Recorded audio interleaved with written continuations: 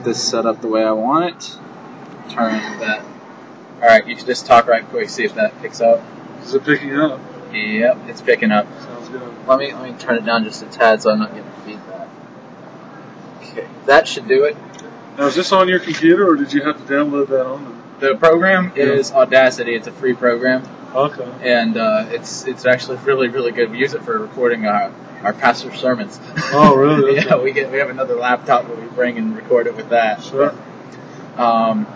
First of all, first question, Reis, how did you come to Christ? I think I've always pretty much been a Christian since birth, so really wasn't coming to it. It was just the way I was brought up. It was a family kind of thing. So it was good. Yeah. Good upbringing. It definitely helps. It does, yeah. A lot of wrestlers, they have to hit that rock bottom point. Sure, yeah. Especially, when things get crazy, just always have that, I guess, the cornerstone of just who I am is my faith. So it's always nice to have that there where you can just, reach down and get into it. Mm-hmm. What denomination are you in? Presbyterian. I was raised Presbyterian. But now, my wife's Catholic and my son's Catholic, so I end up going to a lot of Catholic masses, but probably just, Presbyterian raised. So. Okay. All right, interesting. It's different, yeah. Any kind of particular brand of Presbyterian? No, just Presbyterian. Yeah. Straight up. Yeah. So believe it or not, I am Reformed Presbyterian. Oh, really? Okay. So we got a lot more in common than you think, anyway. Presbyterian is very relaxed religion. It really is. We have a very straightforward view of things, I think. Sure. And I think more than any other, we'll sit there and yell at each other about biblical stuff more than anything. Right. It's all doctrine and trying to prove, based on the Bible for the most part. Yeah. You know what I mean? There's a lot of good churches here in Georgia that I want to try. I know there's that North Point Church up in Cumming, where I live in Cumming, so I heard that's a really good service. I just, so we, I go to Catholic, but I'm always on the lookout for a good church. Right. What about, care to come to my church sometime? Where is it? Here around We're over at the Hampton Inn off of Windward. Okay. Yeah, maybe I'll stop by sometime. Yeah, okay. We'll tell you more about that later. Who is taller, you or Paul Big Show Wight? I think if you measured by height, I'm taller, but the Big Show is definitely bigger than I am. Yeah, I got you. I know what you mean. He's overall, mass-wise, he's much bigger. The shoulders and everything much bigger. So. Okay, gotcha. What are your basic beliefs? Just outline. I think pretty much just the golden rule: treat everyone as you want to be treated, and with respect, and expect that from other people. You'll be all right. Don't worry about colors and sexes, and just treat people good. And everything will work out in the end. One of the things, and I'll tell you this right quick, is one of my core beliefs, and that's don't hate the sin or hate the sin. Yeah, that's true. That's pretty good. Especially in wrestling, there were so many guys that were doing things that were just, not good.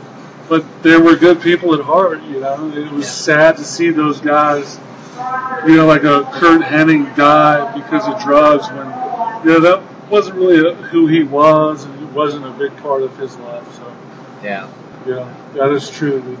The sin, got him in the end, so that's bad. I'll throw an extra question in here if it's cool with you. Sure. Not on my list here, but what was one of the hardest, with the onslaught of wrestling deaths lately in the past decade, what was one of the hardest ones for you to go through?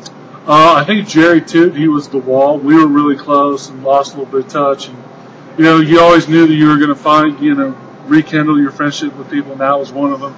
And then, to know that he had a real severe pill problem, and then once he got that back online, just to see him, die later was tough, And Chris Canyon, who recently passed away, that was pretty tough.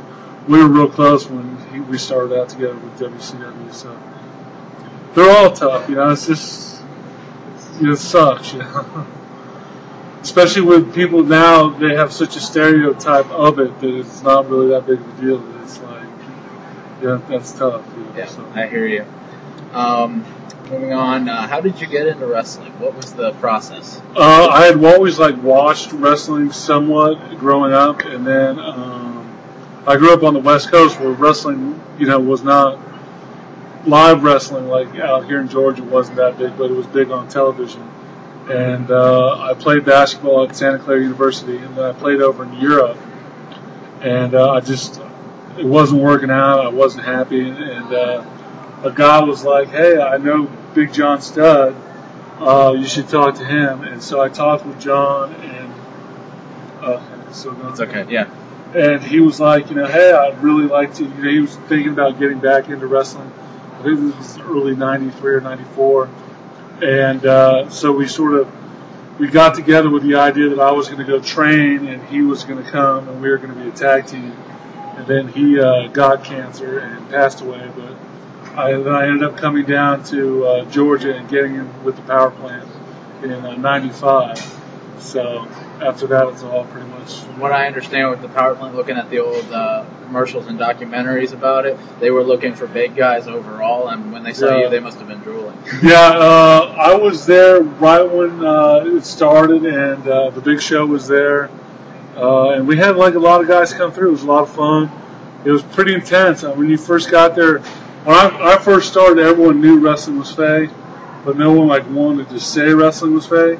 So the first thing they would do was line you up, and they just beat the heck out of you, is try and make you quit as quickly as you could. And I was I just kept coming back, and I don't know.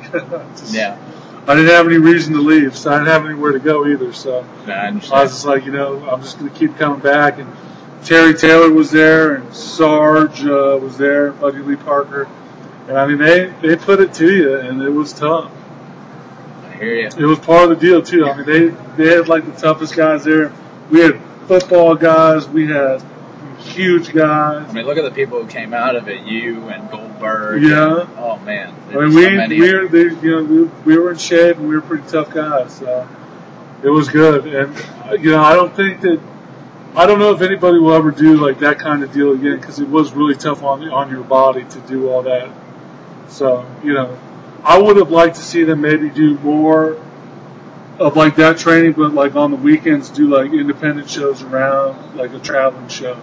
Because I think that, you can do all kinds of, work in the ring, but until you're in front of the crowd and you can see what's working for you, what's not working for you, stuff like that, then, a quick story in regards to that is, I was down at the Powerplant one time, and Diamond Dallas Page was down there, and he's just, he was on the verge of really getting huge. And when I was in college, we had a basketball play called Diamond, and it was pretty much just your hands together. And I was like, Page, when you do the diamond cutter, you should throw this up. And he's like, that's the dumbest thing I've ever heard in my life. And he started going out there and doing the indie shows, and he threw that up there, and I wasn't there, but he was telling me, people are really getting behind this. It's going crazy. And next thing you know, it was the hottest thing. So you can never really know what's going to work and what's not going to work. And I'm sure there's some gimmicks that guys thought were going to be huge and just never really caught on. So it's very, and you can sit there and think it's going to work, but until you get out there and do it, you never know. Two follow-ups actually to the Powerplant, talking about the Powerplant. One, you familiar with, and you may not know him by his regular name, Rob Knappick? Yes, he's another guy that he was in there in the beginning, and he came along, and he's one of the toughest guys around. In fact, he should be. If MMA was as big as it was now back in '95 or '6. You might be looking at one of the heavyweight champions for the UFC. That guy is tough. He's had a huge amount of personal problems, and he's been able to put it all behind him. And I don't know recently, but I know I've talked to him a while ago. He's found God, and talk about a guy who's never been happier and deserves every bit of happiness that he's had. Yep, he's actually someone I'm in touch with right now and working on an interview with him. He's good stuff, yeah. He's really good stuff. Very nice guy. Question about... and he lived the whole wrestling life with all the demons and everything, so... He's a good one. Yeah. Good one to interview. He's happy to be alive, for sure, on that field, so... The other question about the Powerplant, and that is, what do you think about their policy. At least this was